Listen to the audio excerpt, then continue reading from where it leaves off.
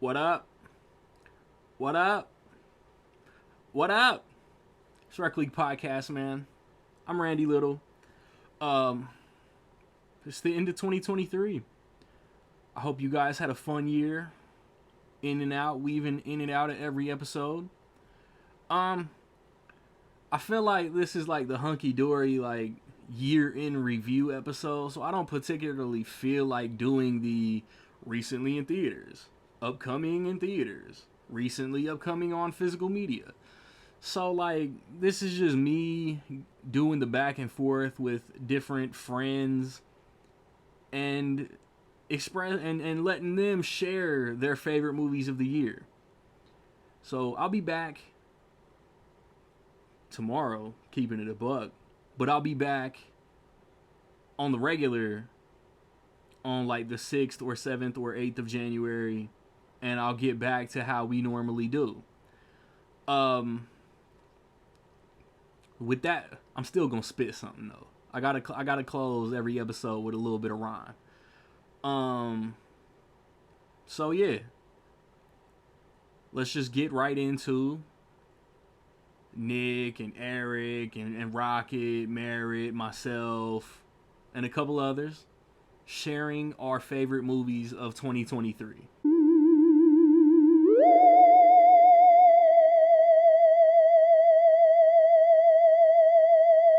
Starting us off, Nick. What's up, dude? Hey, hello. So, five favorites of We're 2023. Go 5-1. Talk as much or as less about all of your picks. Go ahead. oh, all right. Number 5 was number 1 for like a few months. And it's still number 5. That's a massive drop Sort off. of annoying that it's number 5 in the year of superhero fatigue, but it stayed with me after I saw it. It really shook me and moved me. So it's number 5. I've got Guardians of the Galaxy Volume 3. Ooh. It was number 1 for a long time. Like I was kind of like embarrassed. Like I was like, is this really going to be like a repeat of 2021 where the best movie was a comic book movie? But like It was for me. that's yeah. But it was my top comic, like a year just full of comic book movies. There were really only 2 great ones. Well, see, like if I picked a third, my third would be different than your third. No. I liked Shazam, like no one else on earth Over liked Turtles. it. But I thought also Turtles, yeah. Okay, Shazam over okay. Turtles. Yeah, that's true. That's true. Whatever. Okay, so we got 3 great ones. As I didn't want to break you, I didn't want to bust you out on Twitter the other day. I'm gonna let him have his Shazam. Yeah. Well, of those, of the big 2, Turtles is kind of over here.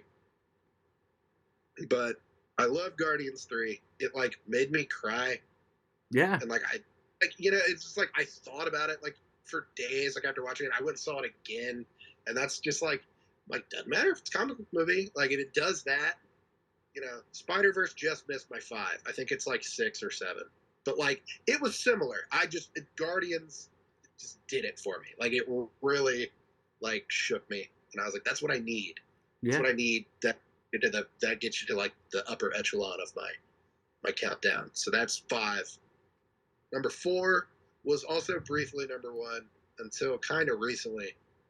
Number 4 is Oppenheimer. It's just I don't like. I get a sense that I didn't love it maybe as much as some other people, Yeah. or maybe there are film snobs that like are just kind of overly freaking out about it. Yeah. But I did love it, and I love that like I love that we can have a movie like that with that kind of budget that's 3 hours long, and I got to see it in IMAX with a full like crowd. I was like, this just doesn't happen. Like it just doesn't happen anymore. And I know that's kind of the narrative. Like everybody's going to be saying that all award season. It's just like the film industry is alive. I hope it's like so. it's not.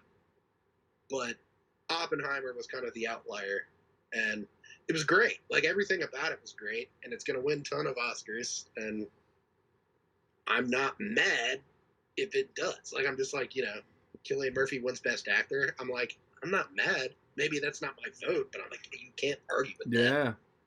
Just everything about it, the sound design, the music, the production design, everything about it was just like this is cinema. So that's Oppenheimer's 4. Scorsese would agree. 3 is a movie that I saw last night. Wow. Yeah, and we were just talking about it off air, and it moved. I was just like, 3. I have Poor Things. God, dude. My boys have sold me on blind buying Godzilla and Poor Things. Godzilla is great. Godzilla is hovering somewhere, I think, in my top 10 or 15. There were a lot of really good movies. This was a good year. It was great. Poor Things, if it edges out like Oppenheimer, it was between like Oppenheimer and what I have at number 2, and it was just like I put it in between solely on the fact it's like I want to watch Poor Things again, like really bad. Whereas like Oppenheimer, I wasn't like I need that again. Yeah. And certain other movies that came out this year that were great, but I wasn't like I need to see that again. Like I just came out of the theater. I just saw The Color Purple. We know The Color Purple story. It's great. It's not like a happy story necessarily. Like most of it, I'm not like I need to watch that. The music tried to ramp it up though. That again is great, but it's kind of like Schindler's List. Like it's like God, fuck, that was beautiful cinema. I never want to watch that. Exactly. I watch Schindler's List like once every like 10 years, and then I go back. But, like Poor Things was just so insane and just so bizarre in like ways that like I never. It's like would have thought this. Like the filmmakers that do the A24 shit are cheating when they make it so quirky that people like me, the American fucking shitbag who like loves summer movie shit, gets interested. Yeah, it's. I said it. There are certain other movies, and I think it, maybe unfairly, I don't know, but A24 has kind of become like the Marvel of that, where it's just like whatever it is, it's like they get. It's just like typical A24, and it's like it's not always them, but it's like that kind of just quirky for quirkiness' sake. It's like a movie tries to be weird, a movie tries to be profound, and I sometimes like you watch enough movies, it's lost on you a little bit. It's just like I've seen. Like, fuck it, I'll tell you. Everything Everywhere All at Once came out last year, and lots of people who don't watch every movie every year went to see it and were just floored by it. Hype they train. couldn't believe insane thing. Bandwagon. It was very cool, and it is cool that we can have a big mainstream movie like that come out in a theater and it can win Oscars. Like, it is cool. But I'm like, I've also seen Rick and Morty do weirder things than like what is happening in this movie. They're like, oh my god, the hot dog fingers, guys, and it's just like, I don't know. Like I see weirder things. You watch horror movies, it's like I've seen batshit crazy things in my life. I get it. Poor Things didn't do that at all. Like everything that was happening in the movie, I was like, necessary. I would never have dreamed up this concept. I never would have dreamed up. If you handed me this script, I don't know if I could have. Like, I guess I could have as an actor, but I don't. It's just like, where do you even approach, like, finding this character, like, finding the normalcy of everything that's going on in the movie? And I was just, like, completely sucked in. And my jaw dropped. People in the theater weren't a lot of people. It was a late showing, but people were, like, laughing, like, out loud. Nice. So mostly how bizarre it was. And it was, yeah. It's number 3. It has potential to move up. This isn't a concrete top 5 until I see everything I want to see. But it's close enough that it'll probably stay top 5, I imagine. But it's number 3. It has potential to move up because I know it's a movie I'm going to revisit like a lot in my life. Number 2, I kept it number 2. It could go up to, 2 through 3 could kind of fluctuate.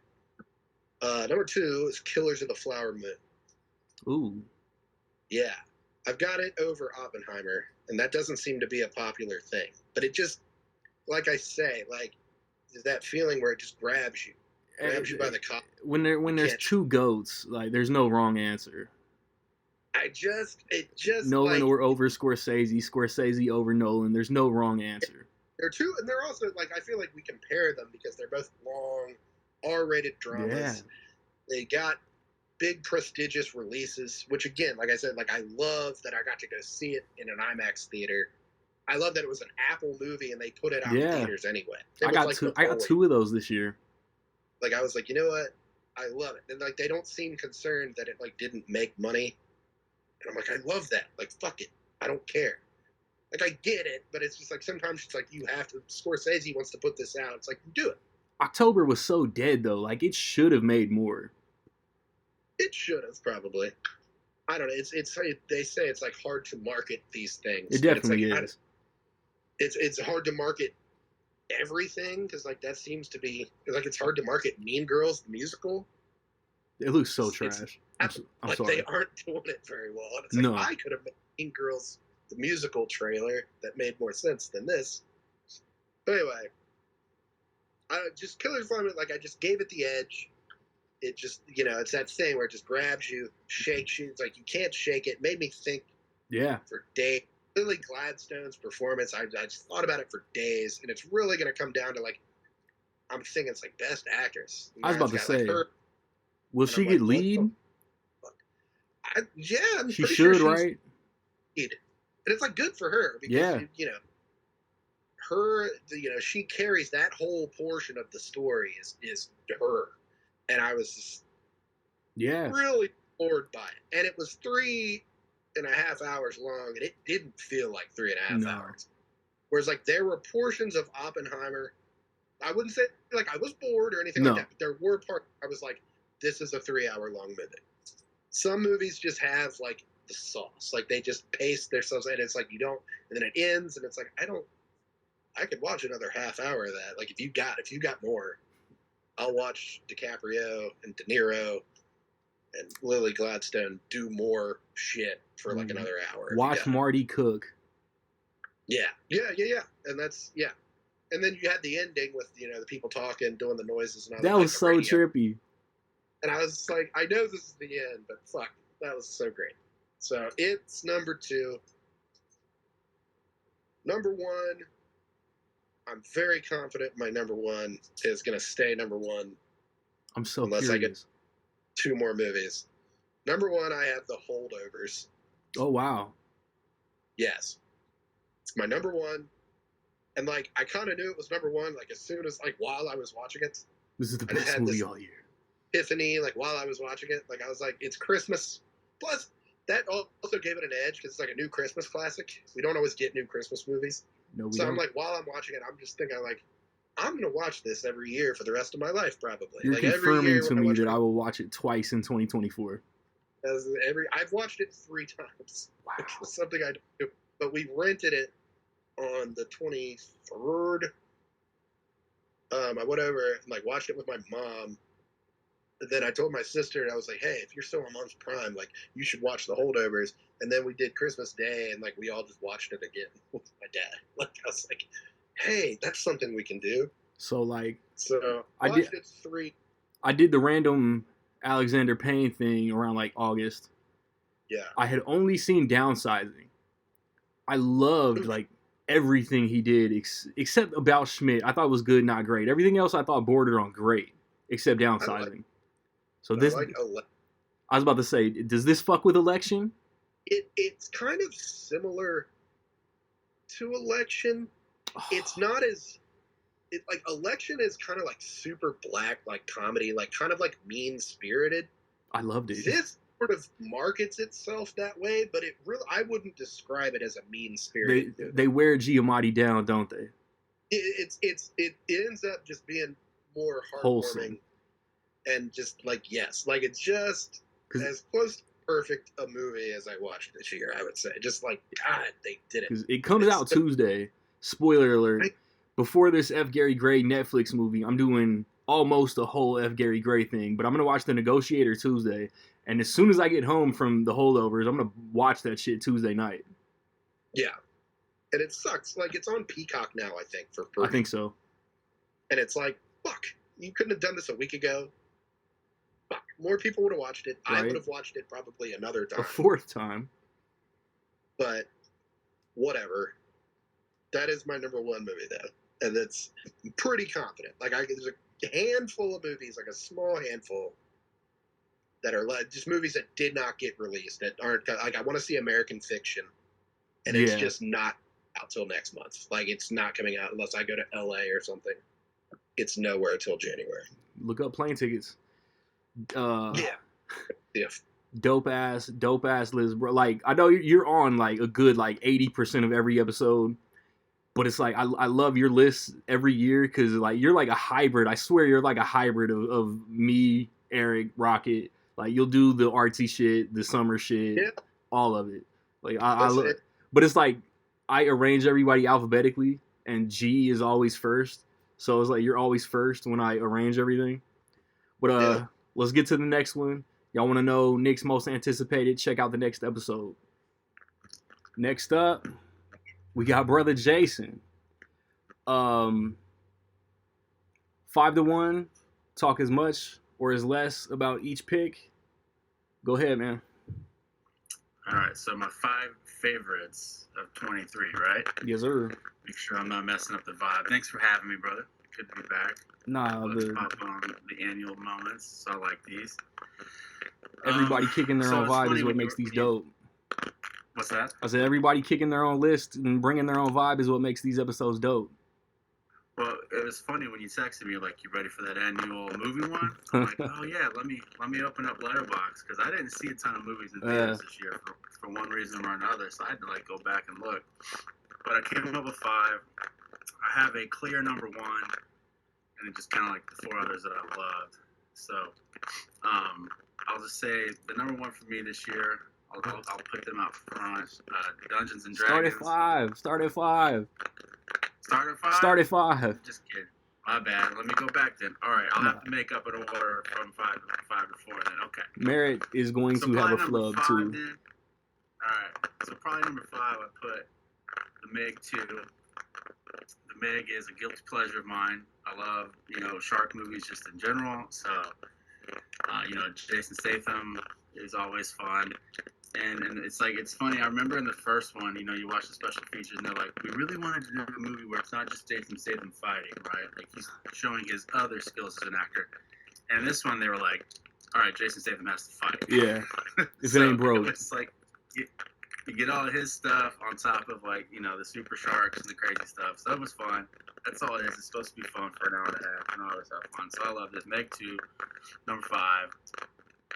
Number 4, okay, I'm making up an order here. 4 would probably be Mario, Super Mario Brothers. Great pick. As a non-historical, I like Mario. Yeah. I'm 40, so I grew up with Mario, but didn't expect that movie to be something that I love so much, and had a lot of fun with it. Chris Pratt was good. Charlie was good. Jack Black was really good. Just really well voice acted, Yes. and thought it was a fun story. Thought it looked really cool, so that was a lot of fun. And of course, also my age with my kids, like stuff I can watch with my kids gets extra points, so that's definitely there. 3 then probably would be Guardians Volume 3. I stand the Guardians. This one kind of, I know it's funny. Some people are like, oh, it's too heavy, it's too deep, it's too emotional. I'm like, yeah, but it's also James Gunn, and they're like hopping along in bubble suits and with like marshmallows and stuff. So it's like it was kind of hitting all the notes. And it's funny, there's so much like Gen X music drops in that I don't even totally get. Mhm. Like some of my friends who are just a few years older than me are like, oh my god, the music in the movie makes it even better. And I'm like, so it just kind of has one of those things where I think it hits Appeals notes to for everybody. everyone. Yeah, so I really, really enjoyed it. I stand the Guardians, so it's probably not surprising for anyone who knows me, but Guardians 3 is there. And then number 2 is the big nostalgia one for me that I thought they did great with Ninja Turtles Mutant Mayhem. It's fun when a similar age nerd who loves something, gets a project and goes into it and, and wants to pay homage to things that we grew up on, but also is trying to flip it a little bit, twist it a little bit, mold it in some new way. And I thought what's his name did really, really good with that. Yes. And the cast was hilarious. And I liked that, he had I liked that he had teenagers actually voice the turtles. So It was that was perfect. fun. Those kids all seemed to get along and really had good chemistry. So thought that was super fun. And that was another one that, was kind of fun because I was able to take my kids opening weekend and we saw it, and my kids loved it. So that was cool. So that comes in at number 2 for me. And then number 1. I don't know what it is. You haven't mentioned it yet. Yeah. Dungeons and Dragons for me was just so fun.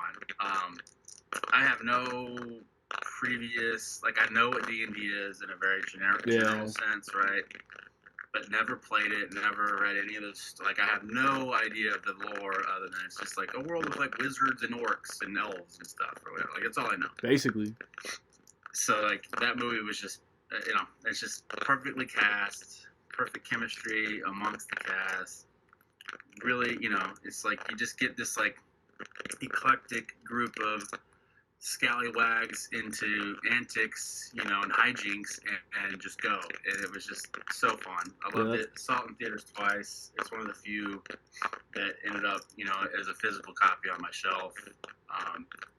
D&D for the win in 2023 for me, for sure. So that's my 5. I think I would have Meg, Mario, Mutant Mayhem, Guardians. I'm out of the order now, and then D&D. But yeah, those are my 5. Dope list. Word. Dope list. Let's move on to the next one. It appears to be my turn. At number 5, I got Elemental. I love Pixar. I love the story. There's kind of the difference in classes, social classes, and kind of financial classes. The fire people, they got to work for everything. The water people are kind of more wealthy. It's not an inside-out copycat. It's emotional. It's beautiful. It feels like Pixar evolved animation with the way that the different elements interact. It was so dope, and I loved it. John Wick Chapter 4 is my number 4. I really hope this is the end of the franchise. 4 banger ass movies. If they keep pushing it, eventually they're gonna cook a dud. And this franchise being the best modern day franchise just does not need that dud. Keanu Reeves getting up there in age, still with the dope fight choreography. That's all a testament to everybody behind the scenes. And if he ever stopped falling down those steps, the ending was just so satisfying, man. As long as this movie is, it never got boring. It never lost its steam. The momentum, man, it sucks. I still gotta finish the Continental. Yeah, dude, 4 dope movies. You can't say there's not that many 4 movie franchises where every single entry could be the best in the franchise. At number 3, Teenage Mutant Ninja Turtles: Mutant Mayhem. It was Turtles. I'm a lifelong Turtles fan, so I was always going to see this movie, but it just exceeded every single expectation I had. It sets up its own lore while paying respect to everything that came before, focusing on the teenage element of the Teenage Mutant Ninja Turtles was the best thing that anybody behind the scenes could have done. Getting teenagers to voice the Turtles was so genius. It was so fun in every aspect that you could imagine. I cannot wait to see what happens going forward, especially with that mid-credits tease.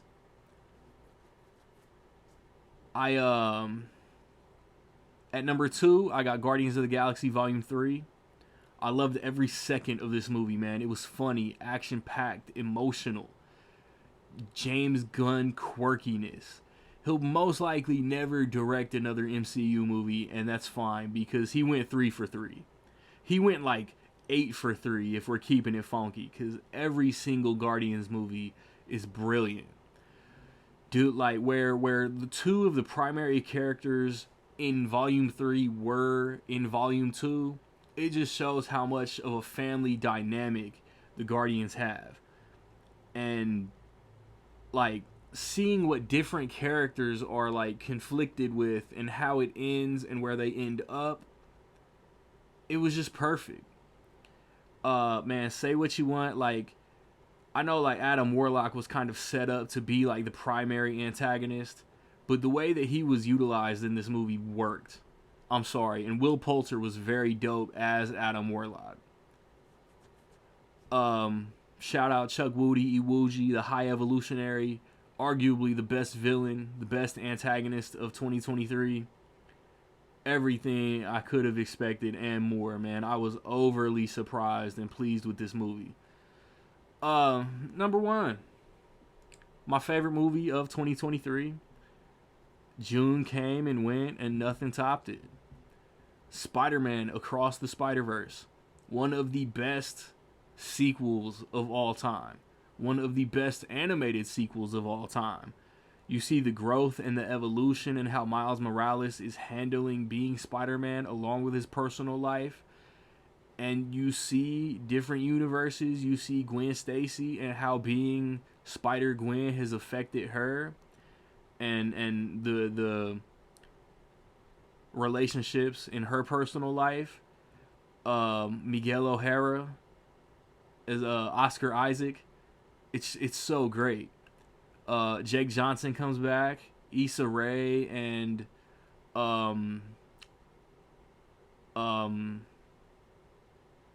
man, I cannot remember who plays Spider-Punk. Daniel Kaluuya. Like they added so much. And then Andy Samberg. He plays one of my favorite like Spider-Man variants. Ben O'Reilly is I've always thought Spider-Man in the blue hoodie was so dope looking. I hope he gets more to do in Beyond the Spider-Verse. And the way that they set up, man, this could fucking be one of the best trilogies of all time. I need it now. Like, take your time, Sony, Lord and Miller. Please take your time, but I need Beyond as soon as possible. I know it doesn't make sense. I know it's contradictory, but that's the game. That's my top 5 of 2023. Check the next episode if you want my top 5 most anticipated of 2024. But we gonna get to the next list. Next up, y'all knowing we got my dog in this. Damn near 20 years deep. Legacy, man. He missed this episode last year. So January 2023, I was on his ass. Dog, you can't miss my favorites of the year, most anticipated podcast again. I was on his ass. I was nagging like a 20-year married wife, and he did not let me down. So my man's 5-1. Talk as much or as less as you want about each of your picks. Favorites of 2023, go ahead. Starting at 5, Teenage Mutant Ninja Turtles. I feel like on the list, I think this is the one that's going to either not be on someone's list or it's going to be near the top of the list. I feel like this is that movie, right? A lot of people are not going to have it on the list, but they're going to have it near the top. For me, this could have been anywhere between. Hold on. Time out. I slipped. My number 5. I'm looking at number 4. Number 5. All right, shit. Guardians of the Galaxy is my number 5. Okay. We just talked about this a day ago, and you said Turtles was 4. Yeah. Disregard. No, number 5, Guardians of the Galaxy. Incredible movie. Best Marvel movie that came out this year. Hands down. Everybody did their thing. Acting was great. It was funny when it needed to be. I didn't have a complaint about this movie. Start to finish, story was incredible. Marvel needed this movie to even be able to really say that they cemented a spot in 2023. Like, this movie was needed. Everything else, people question, don't like, do like, whatever. The consensus for this one is everybody is on board that Guardians of the Galaxy gave us one. So that's number 5. Number 4, Teenage Mutant Ninja Turtles, which is what I was saying before, is either going to not be on people's list or it's going to be high up on people's list, 1 through 3. Teenage Mutant Ninja Turtles came in and I think people from the jump had doubts about it. Like it was one of those movies where it's like, we're gonna wait and see. We're gonna wait and see. We're gonna wait and see, right? It's one of those movies where the expectations are always high because people love turtles, but because of the history, people struggle with, is it gonna be good or not, right? I think some of the people who don't have it in their top five are doing the comparison to the Spider Verse thing with the animation and those things, which is unfair because if you really are a fan of movies and how these things look, they don't look nothing alike. Facts. It's totally different animation, and because people play into that Teenage Mutant Ninja Turtles being the second one that was made, it's like, oh, they're replicating it. They're not. It's a totally different animation. I've seen them both Facts. Like 3 times. So, Teenage Mutant Ninja Turtles did everything right to build a universe. We got April as a young girl. I think maybe for the first time. Normally, she's much older than the Turtles. So having her young means that she can relate to the Turtles being teenagers, which they absolutely presented the teenagers as teenagers in this movie, which I love. But having April be that same age makes it more realistic for them to be able to move forward with her growing as they grow. I think that's amazing. And it makes more sense for her wanting to be friends with them and being able to understand them because she's their age. So Teenage Mutant Ninja Turtles at 4. At 3, we got The Creator. The Creator, I did not see it in movie theaters. I watched it later, and I think because of that, it benefited me in really enjoying the movie for the movie and not trying to figure out where it goes as movies go on. Seeing it later, and I'm saying I've seen it within the last couple weeks, so this is like, but watching the movie, it was beautifully made. It was cinema at its best. The story was incredible. They created a story where you didn't know what was going to happen. You had hopes for things that were going to happen. And whether they happened or not, you appreciated why they went the direction they did. I love the fact that, man, Denzel Washington's son is a star, man. I don't know if he's gonna be his dad, but he could get close. The dude can act, man. He sounds just like him. He has the facial expressions. He's special, man. Bruh, BlacKkKlansman, Tenet, The Creator, 3 for 3, all bangers. And whether you like those movies or not, you don't have one complaint about him. Right. So, you know what I mean? So, yeah, The Creator at number 3. Number 2, Spider-Verse. Spider-Man. So I had Teenage Mutant Ninja Turtles and Spider-Verse fighting for the number 1 spot all the way up until the last few weeks. It was alternate first, second, second. And some of it might have been, product of the moment, and some of it might have been, I expected Spider-Man to be good, but Ninja Turtles I didn't know. And when Ninja Turtles showed up, it was like, okay, I gotta put it. It was some of that going on. But at the end of the day, man, for this to be the sequel, after the first one being what it was, after the first one being as good as it was, going into the sequel is like, man, they can't top that though. There's no way. Oh, but they did. But they did. Oh my God. This second movie, and then to be sitting there on the edge of your seat the last 25 minutes, because there's no way you saw this movie and in the last 25 minutes, your hands wasn't sweating and you were sitting on the edge of your seat. There's no way. That last 25 minutes of this movie, everything up to the last 25 minutes, incredible. The last 25 minutes, though, every scene was like, what are we watching? What are we watching? What are we watching? And for it to end the way that it ended, flawless movie. My daughter, all the time, she's 12 years old every day.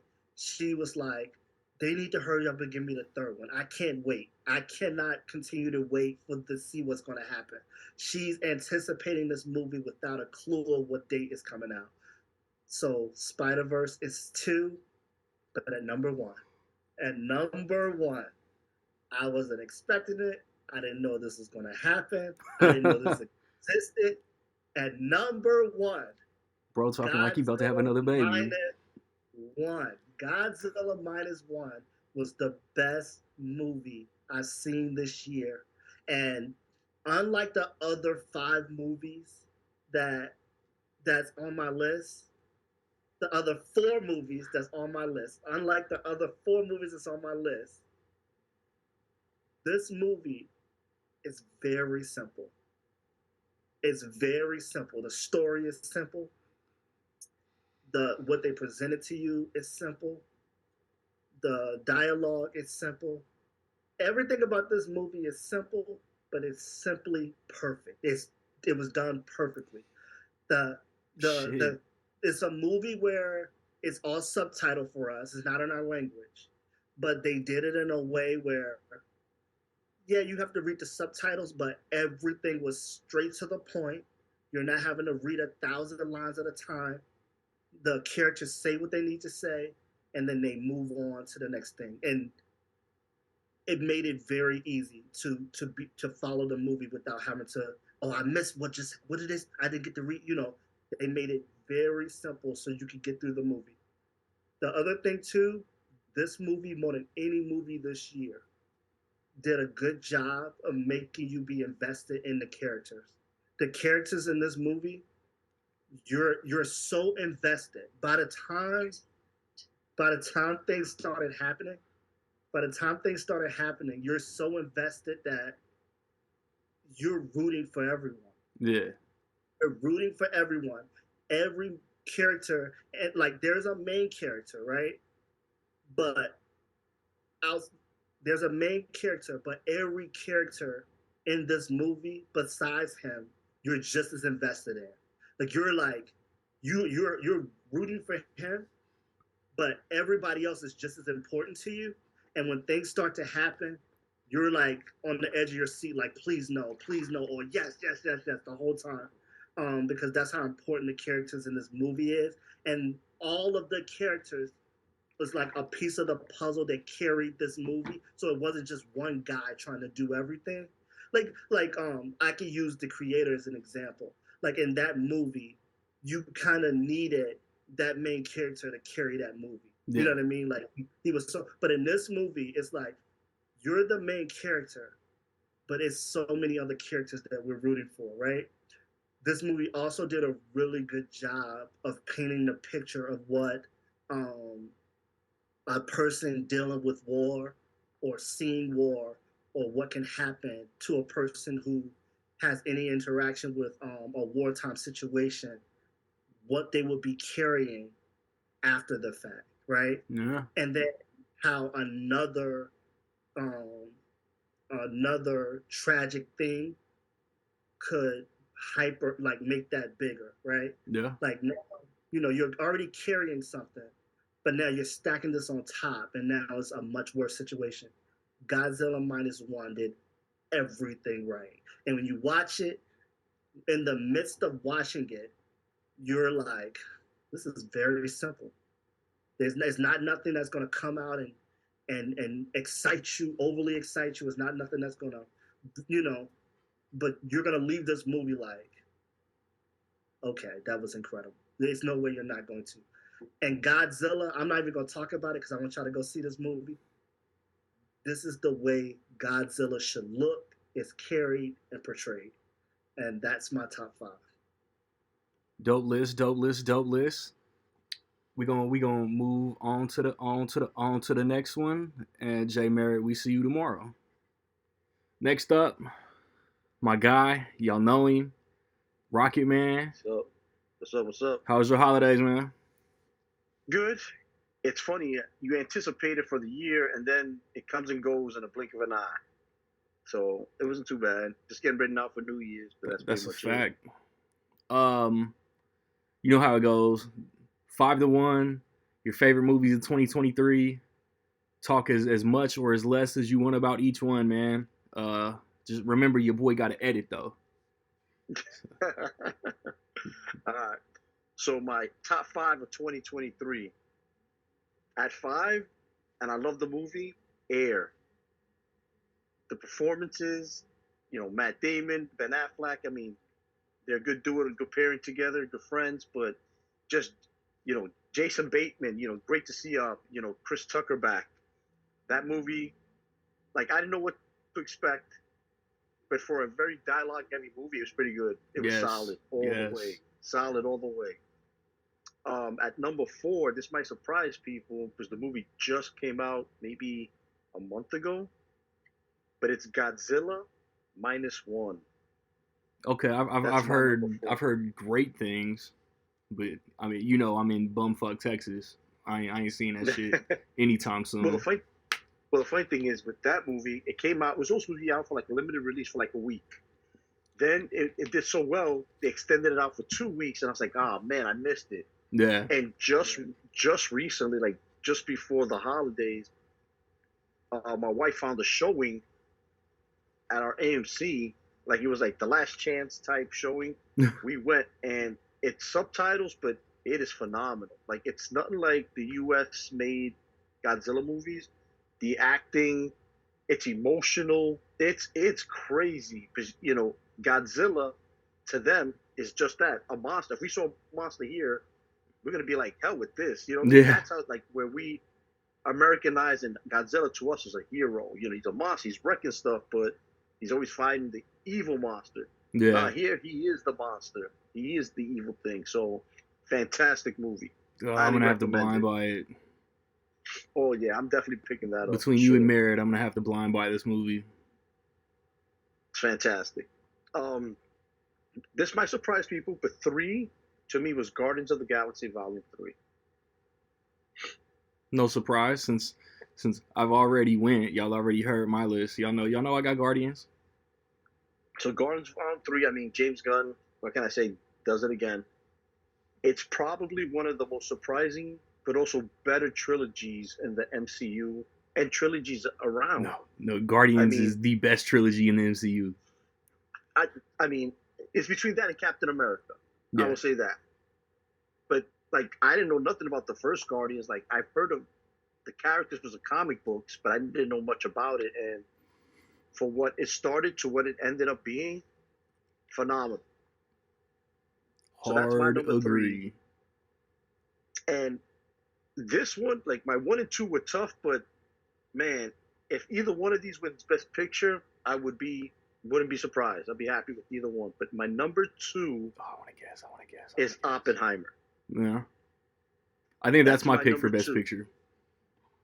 So it's between this and the number 1 that's coming up. But Oppenheimer, I mean, that movie, the performances were great. Cillian Murphy deserves a nominee for Best Actor. Facts. Robert Downey Jr. to me deserves a nominee for supporting Facts. actor, and I think he should win. Yeah. That's just me. I mean, everybody. Emily Blunt, who was only there limited time, but she knocked it out of the park. I mean, everybody was fantastic. And talk about dialogue-heavy movie, and that movie was almost 3 hours, and it felt like a blink. It did not feel like 3 hours. It was a fantastic movie. When I submit my ballot for Best Picture to the Academy, Oppenheimer's box will be checked. No, absolutely. That, bro, for sure. And my number 1, though, and I know we talked about this earlier in the season on the pod, but it's Spider-Man Across the Spider-Verse. That's my number 1. It has a chance, depending on if the third one is half as good as this one, Man. That's got to be up there. It's just best trilogy of all time. Yeah, I mean, it's definitely got to be up there because it's crazy how this movie, the first one's about Miles Morales. We get to know Miles Morales and background, all that. If you think about this movie, Miles Morales is still the main character, but he's the main character in a movie, but he's also the side character because this movie is basically about Gwen. Yeah. And to make that work, where one of the side characters in the first one is now the main character, and the main character, who's still going to be the main character throughout all 3, takes a back seat a little bit, but in a good way. But he's still like co-star, like that. That's not easy to do. at all. And the way And to the me, way that that is my she got number her one. own team together, and they got to go Mhm. save him, and Beyond is gonna be so fire. Yep. Take 10 years, Sony, Lord and Miller, take all the time y'all need. Mhm. Take if Beyond don't come out for 20 years, just make sure that shit is perfect. And what I liked about it too is you had other side characters from different universes in the first one, like Spider-Man, Noir, Spider-Pig, and there's nothing about them in this one until the very end, Yeah. and that's part of her team. So I was hyped when I saw that. I was happy about it because they're gonna be in the third one. So it's They like, gotta be. oh god, I can't wait. So that's definitely, and that's the thing is like, for this, it's my most anticipated for next year.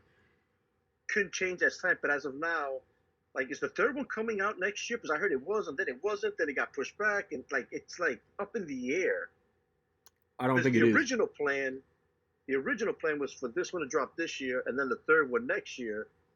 But It was originally March. that's it. Yeah. But then there, So- like, all the stories came out about not having time to finish it before March, and the Mhm. animators and the editors, and not getting enough time. And I think Sony just like kind of like swept all that under the rug by delaying it, because if you delay the movie, obviously they'll have more time to finish. Absolutely. So, but those are my top 5. With, like I said, even though Oppenheimer's 2, Across Spider-Verse is 1, if either one of those wins Best Picture, I'm happy with that. That's a fact. So, Yeah. So So my most anticipated. no. Okay. So And that. we gonna break. Nah, I mean I can't really edit the wax the way I would like to edit the wax. So we gonna edit the video. So it's gonna be shorter. But we gonna jump to the next. You wanna know Rocket's Gotcha. most anticipated? Watch the next episode. Next up, not last, but we almost toward the end of the list, the guest list. Y'all know him. Chicago's own Siggy Sig. How was the holidays, family? I don't celebrate it. They come in already. It was good, man. I had to work, but it was good. Who got to Yeah, work on but- Christmas? Holiday paid, so not complaining. It was alright. No complaints. And then I'm gonna put you on the spot. You ready? For what? It's What been surprise you done got? it's been a year and a half. When is the Sigmund Cinema podcast coming back? I'm I shooting need for it. I need it. 2024. Make it two even years. So I'm gonna be a technical asshole. So around May, I'm gonna expect a new episode. Yeah, that'll work around my old Old old man indeed. Old indeed. Let's shoot for that. All right, dog. Uh, Top 5 movies of 2023, 5-1. Talk as much or as less about each pick as you want. Go ahead. all right. So, oh wait a minute. When are you gonna say yours? You gonna have your own? Like, we gotta wait till your episode, right? You fucking with the continuity. Because in the portion of the episode that the fans, the 1 or 2 fans, are watching or listening, I have already went. You asking questions that have already been answered as far as the order in which the podcast is presented. Okay, we got Christopher Nolan over here with the time. That's right. That's right. Yeah, I am the a movie author directed by him. of death. There we go. A movie directed by him may or may not. Man, let's not kid each other. We know it's gonna be on the list. But number 5, I'm gonna go with a horror movie, and I had 2 for the spot. 5 Nights at Nick's. Oh, no! Please don't bring that movie up. That's one of the and I hate saying that because making movies is hard. I don't do worst movie lists. You know what I'm saying? Yeah, I don't either. And I can't stand Rotten Tomatoes or what they've become. Fuck Rotten Tomatoes. Fuck the Razzies, bro. Yeah. Like, if you want to see which movies were my least favorite of the year, bro, I have a list of every year on Letterboxd. Just check that out. Yeah. Now Razzies, but Rotten Tomatoes too. I meant to say Razzies, Yeah. Gabby, but yeah, anything. If it's gonna be anything, it's gonna be least favorite. So, Yeah. But anyway, number 5, slasher movie, and I think it's a nice throwback to like the 80s style slasher. It is the 3rd movie based on the fake trailers from Grindhouse Nice. and Thanksgiving. And I don't know how did it do. I keep forgetting to check the movie's box office because everybody I talked to loved it or liked it at the least. I liked it. I liked it, and I'm hyped for the sequel. Yeah, and I don't know if I try to bring up Wikipedia right now, it's gonna come into the screen grab. So right, but no, yeah, Thanksgiving. It was what most of the slashers movies should be. It was fun. It was creative kills. Yeah, I mean, what more can you do with jump scares? Excellent misdirection. Yeah, yeah, right. And it's good to see Eli Roth kind of going back to his roots, which is, I think I asked you this before on another. Has he technically, is the Hostel movies technically slasher movies? I think they fall closer to Saw than they do Halloween. Right, like the what's the gore torture porn genre, whatever the heck. Yeah, that stuff. Now watch YouTube gonna automatically demonetize us because you use the P word. Oh no, I didn't know we could not say that word. Porn. But no, they stupid, man. They really stupid about that. But yeah, so the total gross for Thanksgiving was $172 million. Domestically? Let's see. Let's look it up. I think that's total worldwide. I have to look up. What was the budget? Like 15? Yeah, budget wasn't anything. Probably less than that. So that's in the green then. Right. But is it? Oh, look at this. I have to look at that later. Anyway, let's move along. Unless there's anything you got to say about it. Nah. It's your block, fam. Yeah. Number 4 is a movie that technically came out in theaters, and I saw it first in theaters at the good old Alamo Drafthouse. It's a Netflix movie, so that's why I'm saying that. Oh, okay. So, so that movie is The Killer. Right, one of my favorite working directors. Yes. And this has come up plenty of times over the years. A rec lead, a big asterisk by when I say this. David Fincher is a director that has no bad movies. None. And we know what the Alien 3 situation is. His first movie was 7. There we go. We gotta go. It's an asterisk by it.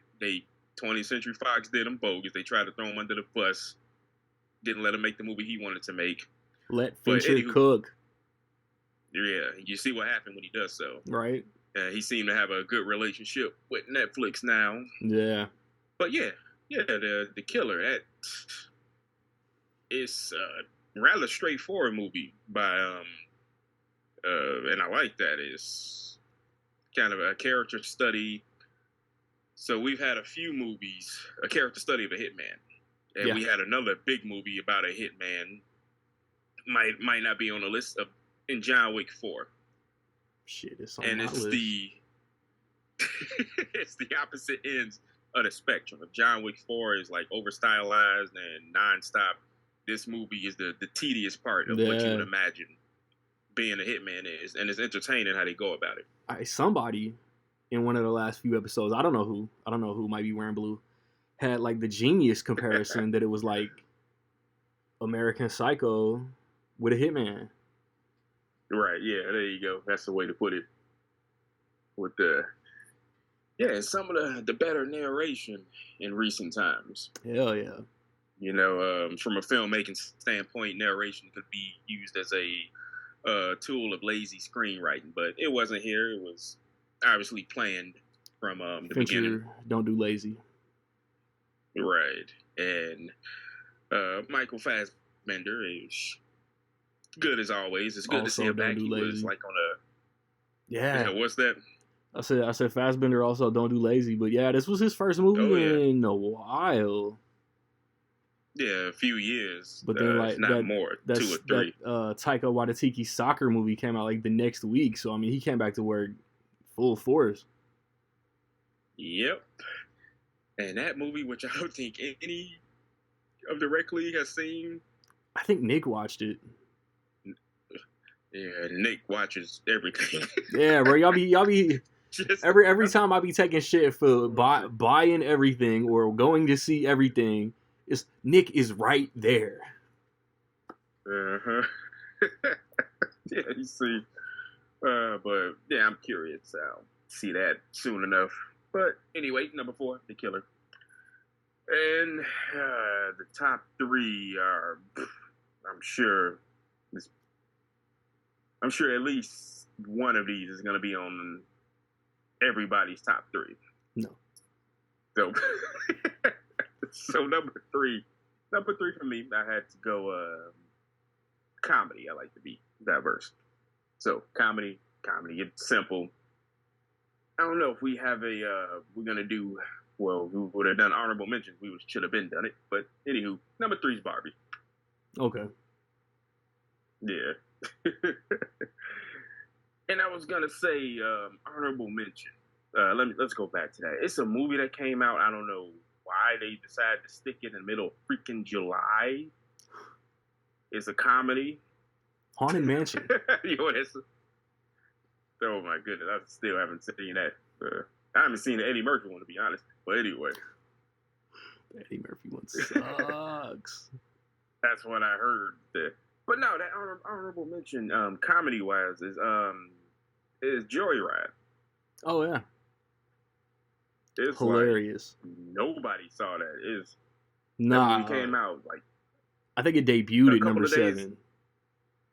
Yeah, it came out a couple of days after the 4th. It hardly got any promotion. It was like good. Yeah.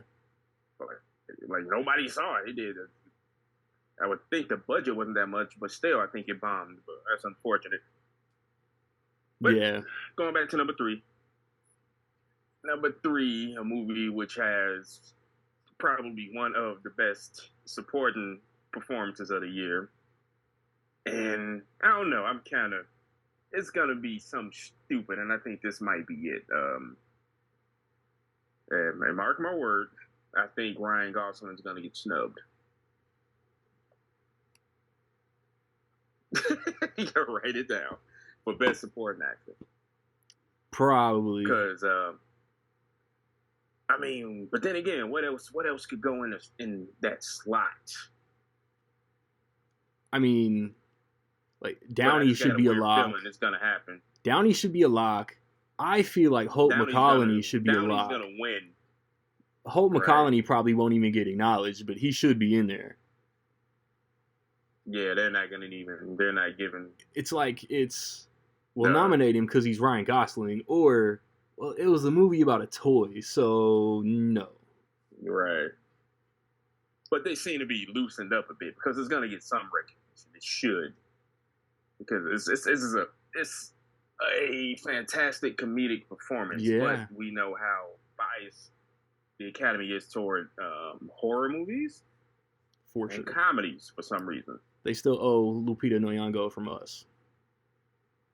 Yeah, and like every year is because let's be honest, Jamie Lee Curtis didn't win that Oscar for Everything, Everywhere, All at Once. She won it. That was a career award.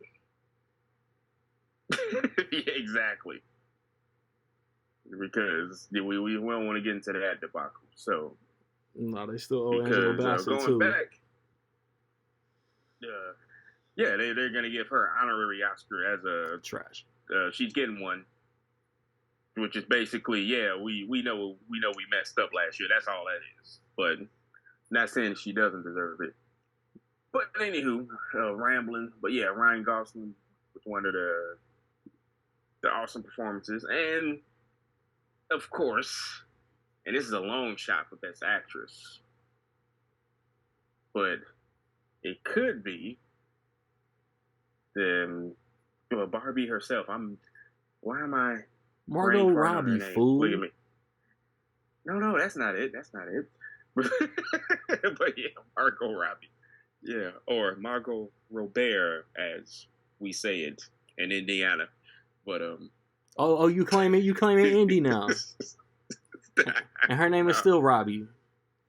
Eastside. But this will turn into a award discussion. But yeah, it should get screenplay, maybe director.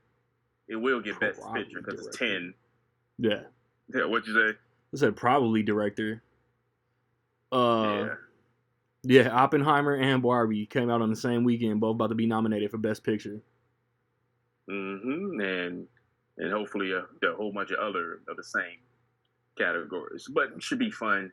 Yeah, but yeah, definitely Barbie. I saw it 3 times in theaters. Wow, that's crazy. But 3? No, twice. I'm thinking of something else. Yeah, it's all by myself, and then went on a date to go see it. Yeah, that didn't work out. Yeah. Damn bitch. But anyway, Damn. Oh no. Hey, now that's why we not gonna get monetized out here. Oh man, you can. YouTube is. That's not what the money is for you. It's only the audio streams. Oh yeah. But still, watch us if y'all can. Don't. It's entertaining. For sure. But that was number 3. Number 2 Yes. is the. It's gonna be some arguments in here. I'm curious because I know one movie is I haven't seen it yet, so I don't know if it happened or if it's gonna happen. One movie is definitely gonna be on Nick's list. I haven't locked in a time for Nick to record yet. Oh yeah.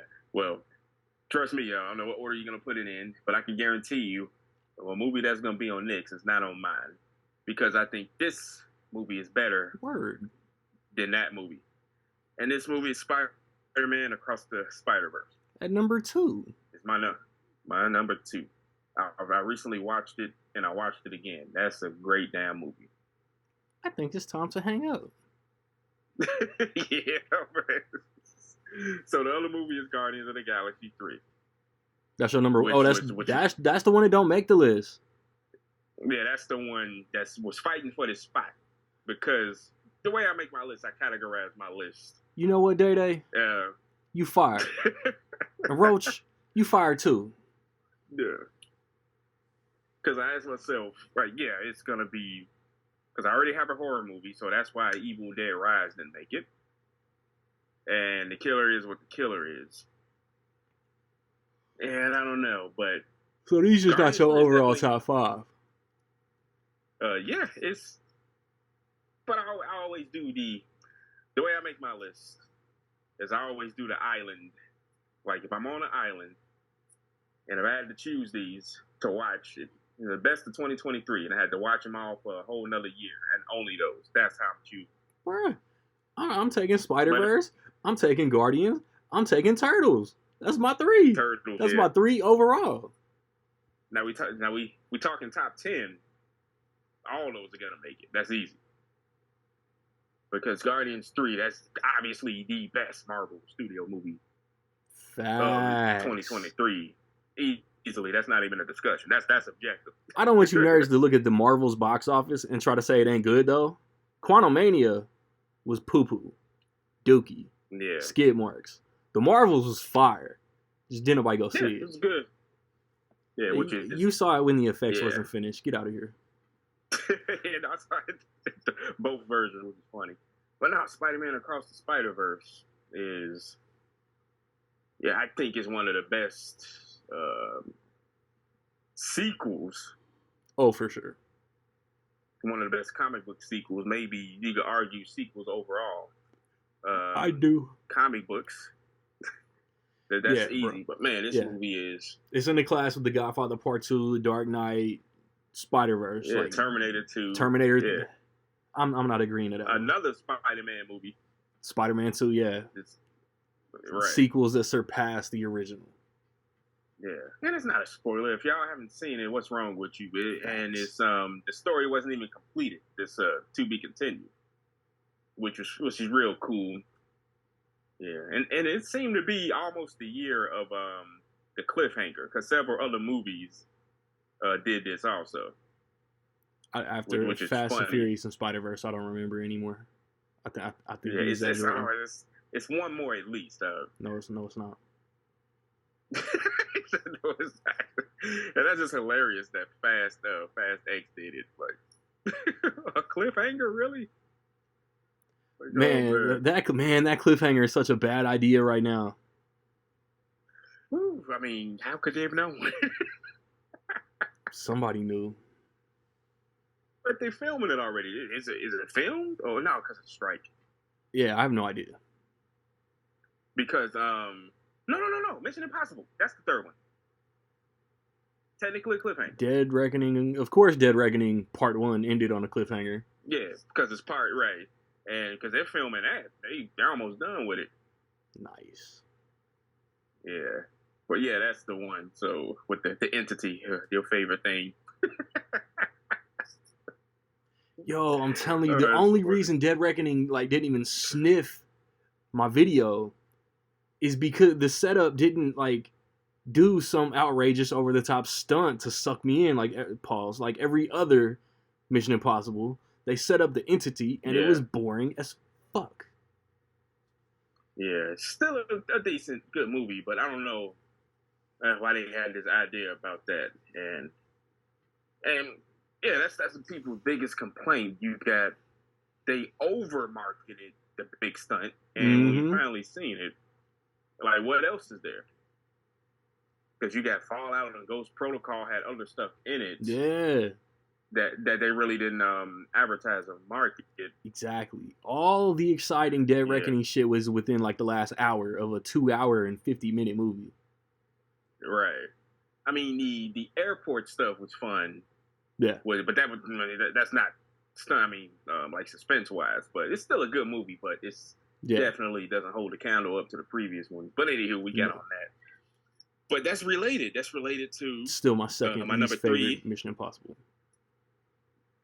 Yeah, I get you that. That's yeah, you can't argue that. You're number 2, but Dead go off. Reckoning Part 1. Dead Reckoning is related to my number 3 and number 1. Number 2 is Spider-Verse. Yeah, number 2 is Spider-Verse, but number 3 is Barbie, and number 1 is related to Dead Reckoning because July number 3 release. and number 1. Your number 1 came in and stole all the box office flame from Mission Impossible. That's been your number 1. And number 3. Word. Yeah. That's your number 1. Who'd you Boy, vote? surprised? Who'd you vote? Yeah, because who'd you vote for? What you mean? You know what I mean when you say your number 1.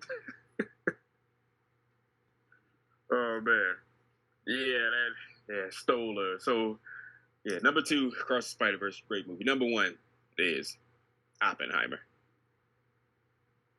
Okay. Yeah, Chris. That was not what I was expecting. I had a feeling. I'm like, oh, there we go. So you tell everybody what you were thinking? Sound of Freedom, is that what it was called? Yeah. Okay. Came out 4th of July. And yeah, it did. You're right, though. You're still right. It did. Those 3 movies, took away a big chunk of the crowd, Mission Impossible crowd. Because obviously, Barbieheimer, the movies came out the same day. And Sound of Thunder came out the 4th. And just went gangbusters on the box office. That's why nobody saw Joyride. Yeah, that's true, too. Yeah, because it came out a couple of days before. Did you do anything in July Yeah. besides watch movies? Nope. God, no. Me July either. was it's one of the best movie months. Neither did I. Yeah.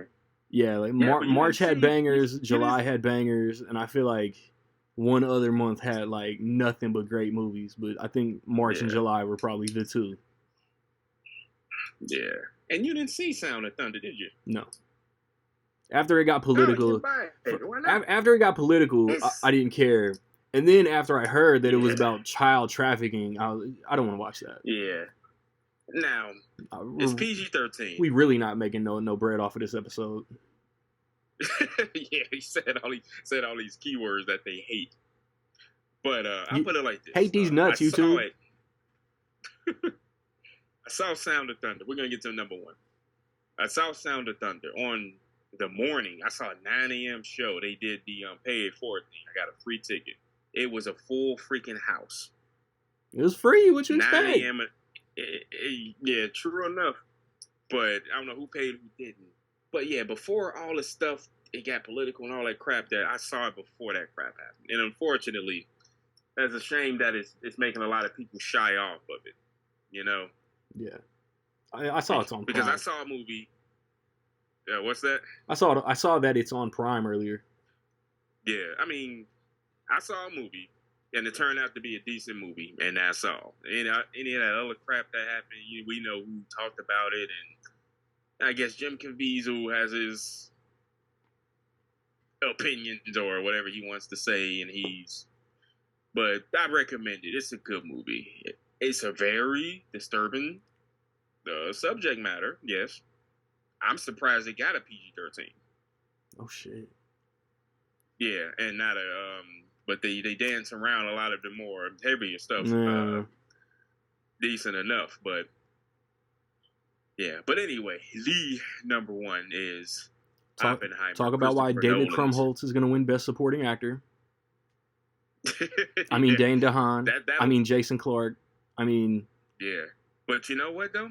What you're saying, that might be the thing that knock out Ryan Gosling. no way. There's not going to be two Best Think Supporting about it. Actors from Oppenheimer.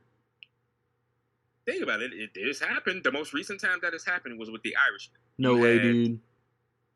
You had two. It just supporting happened in actors Everything Everywhere All at Once. Jamie Lee Curtis and Stephanie yeah. Shu was both You're nominated. Right, you're right. In the supporting categories. Yeah. Well, because like we said before, Robert Downey Jr. is going to win. So it doesn't matter, but still, you want to. I love him 3000.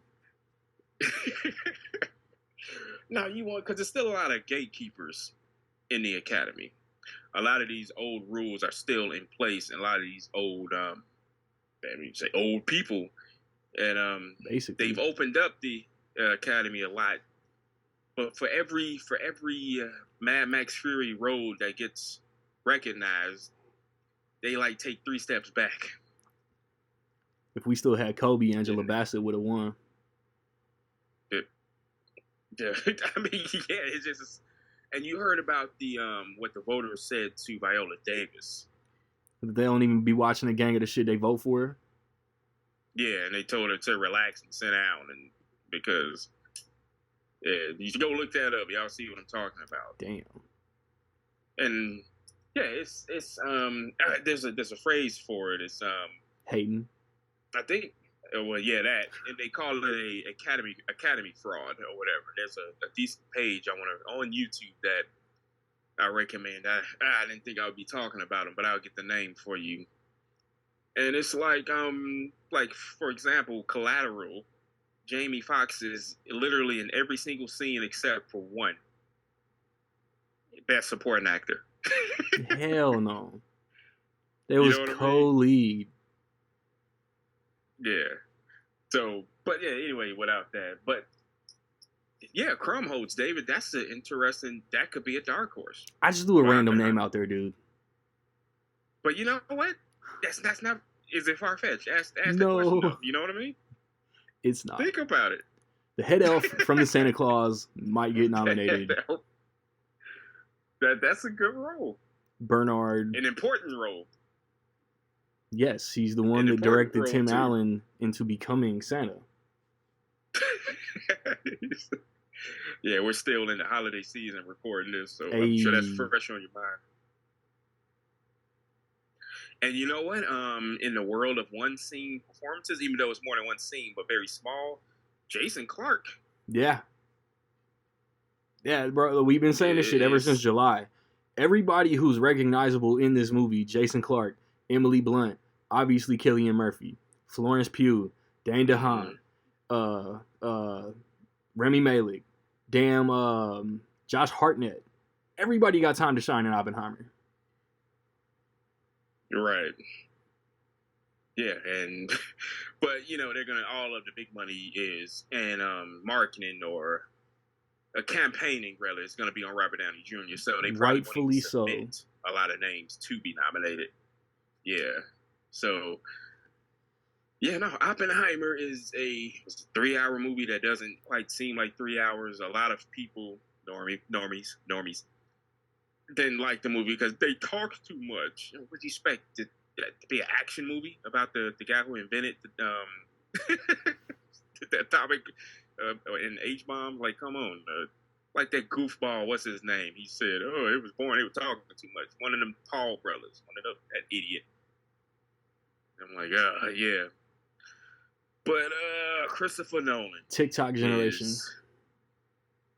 Yeah, exactly. The short attention span generation, being ruined right in front of our eyes. But yeah, come see me if y'all got a problem with that. It's the truth. Yeah.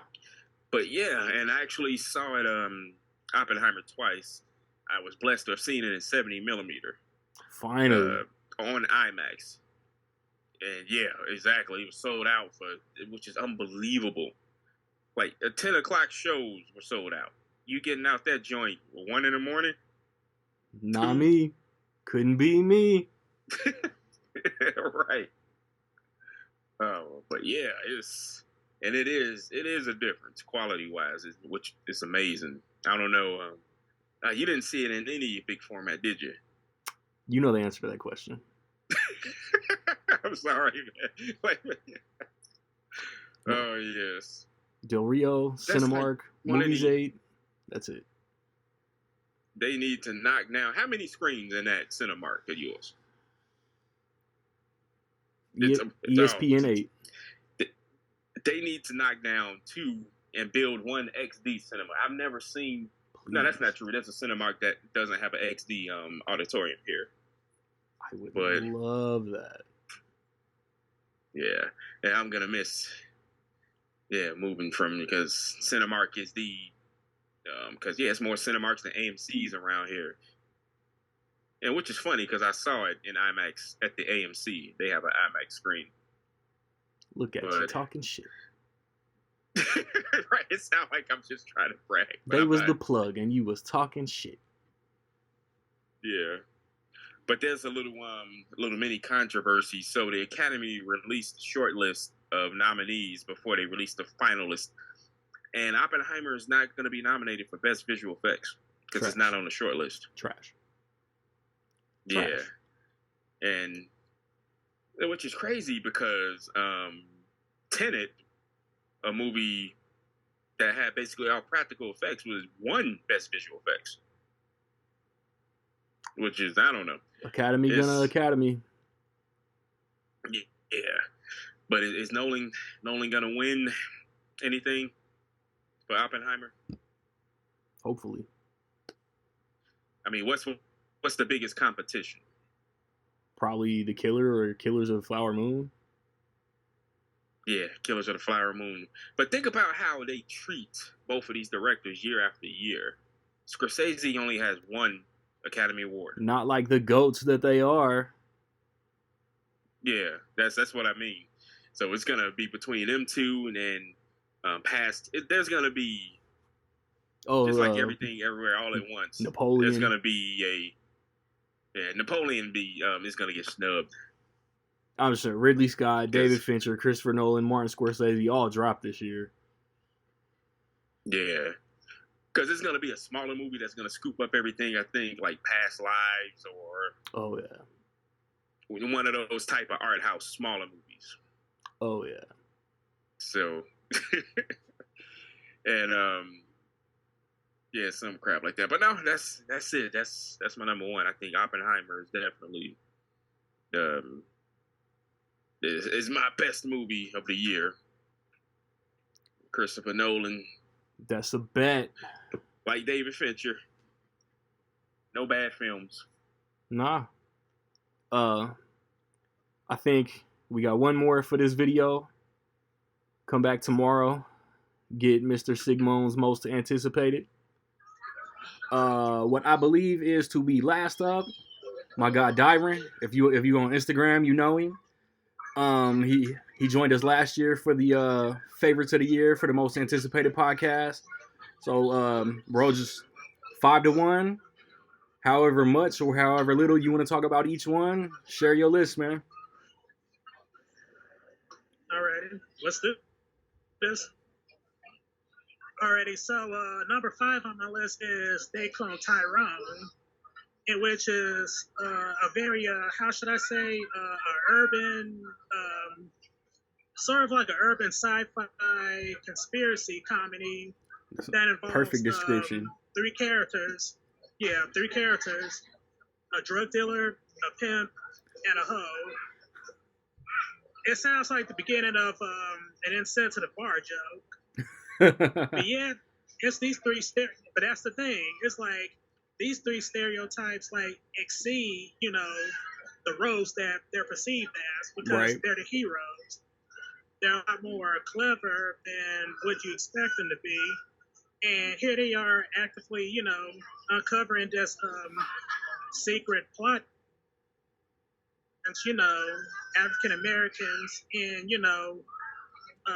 downtrodden urban areas. Yeah.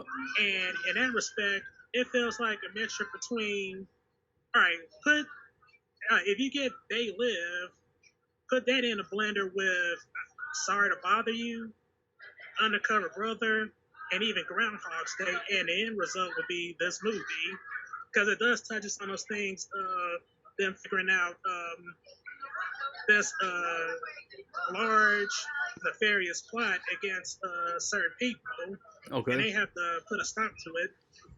And then, of course, there's, even though I mentioned Undercover Brother, because there's the whole influence towards black culture, but then that's kind of common with most movies, like also Black Dynamite. And the oldest example is Three the Hard Way, where Jim Brown and Kelly and I think Fred Williamson, they play these guys who go across America to pretty much take down this whole plot, where I think it was something about the water being poisoned, but it only affects black people. Right. So here, this movie, it kind of plays on that, and also conspiracy theories black folks mostly have. So, like, all these subliminal messages, and here they use it through chicken, malt liquor, hair care products, something that are pretty much have like an attachment to in some way, Right. whether for flavor or for appearance, and we see how that's used against them. I thought it's a very well told. Like in the beginning, I wouldn't even say well told. It's brilliant to me. Yeah. It's very much subversive urban comedy that, like I say, plays up the stereotypes, but at the same time flips them on their head and makes them, the more altruistic good guys that you do root for. And all of them deliver. Teyonah Parris, John Boyega, and of course Jamie Foxx. Like, and then we got some like cameos that we didn't even expect, and they delivered in their small scenes as well. And I thought everything was well rounded. Now, number 4 on my list is Oppenheimer. There you go. Now, again, like I wasn't feeling Nolan's last movie, Tenet. Right. The movie that he wanted us to die for during the pandemic. Talk, it must be seen. It's cinema. It must be seen. That's how it's supposed to be seen. I'm like, Nolan, I love you, but get the fuck out of here. It's your worst movie. I'm sorry. I'm like, so basically, dude has like what, terminal illness, and he's taking his, you know, his plight on the world. I'm like, come on, man. I was like, I tried to get, but anyway, enough of that. We get to Oppenheimer, which I think is his best work in a while. I agree. And the interesting thing is, yeah, sorry to cut you off, but yeah, No, but you still, good. it's one of his best works in a while. I've been burned by his last few films where he kind of just dropped the ball here and there, like the last Batman movie, Interstellar, which I thought was good for the first couple hours, I guess. And I did like Dunkirk and still Tenet, I'm like, but Oppenheimer, it's, when you really think about it, it's a legal thriller where, you know, Robert Oppenheimer is at the center of it all. Yeah. And we have the framing device of this little security hearing where pretty much his ethics, his loyalty to the country, and motivations behind the project are pretty much brought question. And we see here he is back against the wall, telling them like how he's justified in doing it, while at the same time he's burdened by all the death and, you know, destruction that he pretty much caused with the whole project, which led to the bombings in Hiroshima and Nagasaki. And we see like everyone is against him and they want to revoke his security clearance as much as possible, while at the same time not making him a martyr by not televising his whole trial to the world. And what I liked about it is that Nolan doesn't cut corners with him as a person. Yes, he has an ego. He's a philanderer. And yeah, at the same time, we do see him at edge at whether this will work out or not, and will it cause, you know, deaths in the process. Yeah. And we see that, yeah, and we already see like how his whole thinking process is just racing and brought up by visual cues like fires, explosions, energy beams, and even you hear like crackles going on, like what you hear in a Geiger counter. And that pretty much like elevated the whole suspense of the film, even though it's a drama as a whole, but still a legal thriller where very much everything that I mentioned before is in question. And I thought it was like one of his best films. And shout out to Cillian Murphy, I think that's how it's pronounced. Yeah. He giving it as his all as Oppenheimer, and in his very first leading role in a movie, because we've already seen how much he shined as a supporting actor, but here we see him carry the whole film with additional support from Matt Damon, Florence Pugh, Emily Blunt, who stole the show at times, and even actors you didn't even think would appear in a Nolan movie, like whatchamacallit, the Drake and Josh guy. Josh Peck. Josh Bell? Peck. No, wait. No. Josh Server. Not shit. Peck. I'm getting my Nickelodeon characters mixed up. I just said Josh Server. But Josh, he's in it. I'm like, for the little scene he's in, he's good. And David Krumholtz, really great. I was like, haven't seen that dude in anything in a while. He was really great. And even Josh Hartman. Mm-hmm. And I wasn't too big on him young, but I was like, he was great here. So I'm like, everyone did a fantastic performance. And of course, I forgot Robert Downey Jr., who is basically assisted him, but at the same time acted against him. And I don't know, it might be best supporting actor nod for him. So we'll wait and see how it turns out. Yes, sir. All right, so my third favorite, bouncing all over the place. Across the Spider-Verse. Now, this pretty much expands on the whole creativity that Spider-Man Into the Spider-Verse gave us. And here we have more of the creative visual cues, the quirky humor, the chaotic and ever morphing animation style. And we're shifting through hand-drawn animation, 3D, CGI, even stop motion. In one scene I thought was great. And even they incorporate live action. And I was like, holy shit. So they actually acknowledge in all aspects of Spider-Man's lore. And when I mean all, I mean all. I mean, for those who haven't seen it yet, I don't want to spoil who appears and what scene they borrow, but I'm like, it was perfect. And it felt unified. And for the first half of the story, we get Miles Morales as a character. We see he's still trying to find his voice as a teenager while his father is being promoted as captain. He's still trying to reconcile his whole high school duties along with his crime fight duties. And we see how that internal conflict plays out while we also get into the introduction of more of these Spider-Man variants all across Spider-Verse, but still almost the same thing.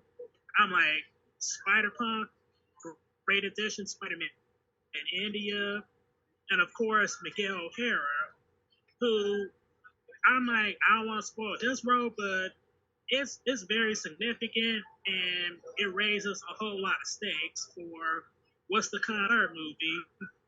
So I'm prepared for what more madness and brilliance that they have in store.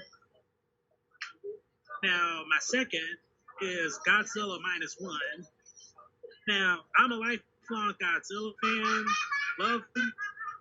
All these movies, they pretty much like, and when you get down to it, it's like wrestling matches with guys in suits and animatronics, which is still fun. Yeah. And I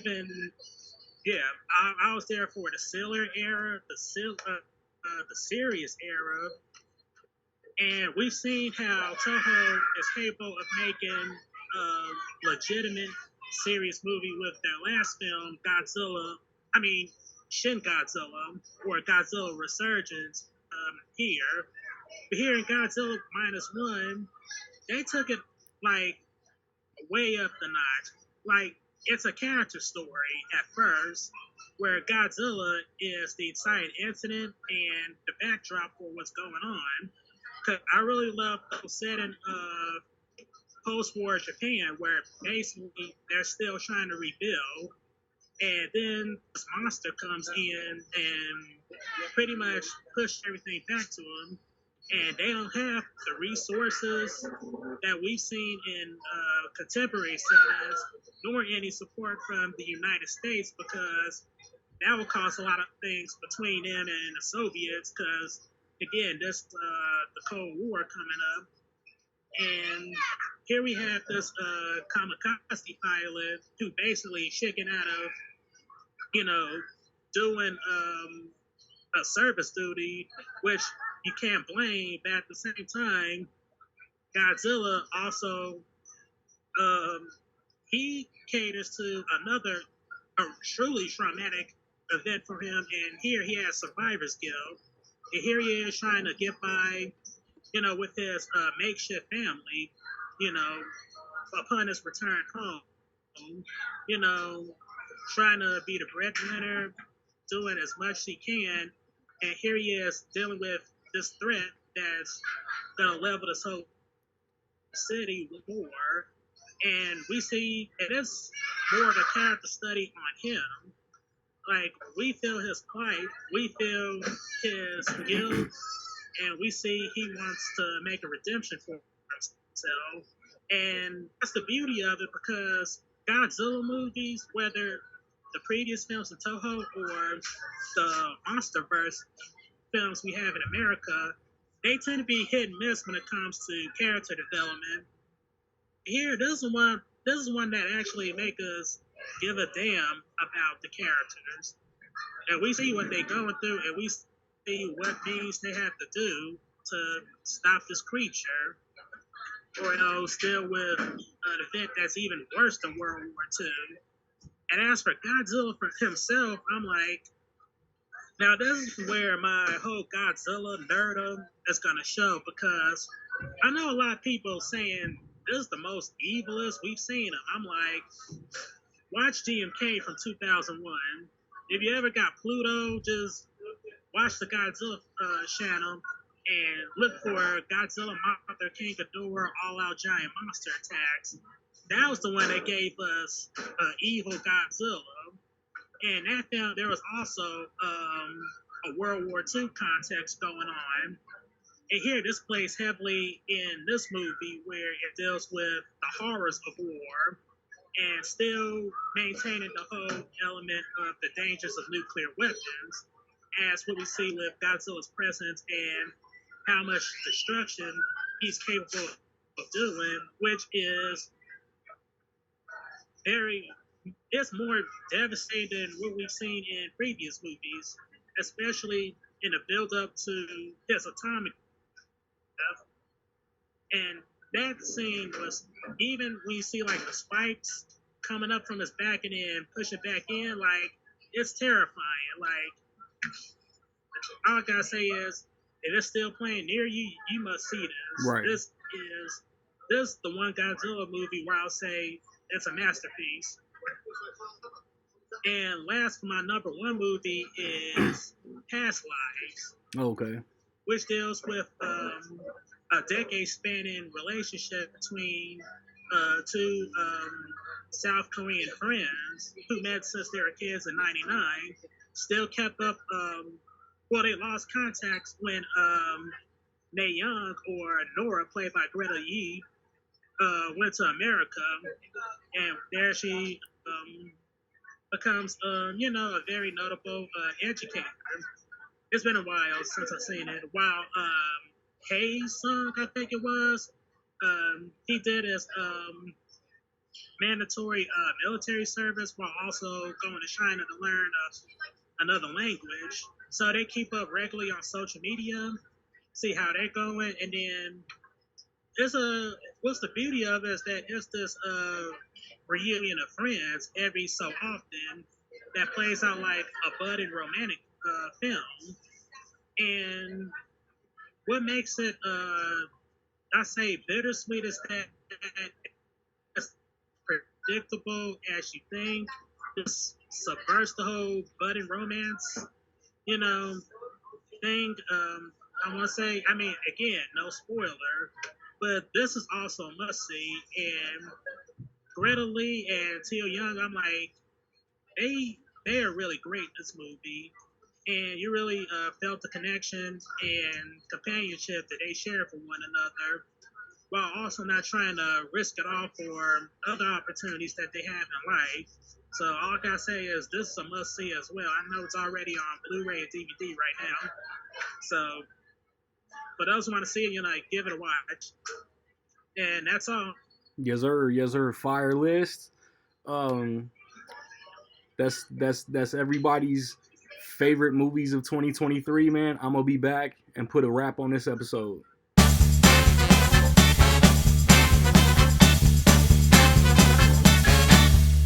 Yo, if I dumb it down, it might cause a fiasco, asshole. I spit that Tabasco, causing arson. If you disagree, that's fine. Like Brie Larson.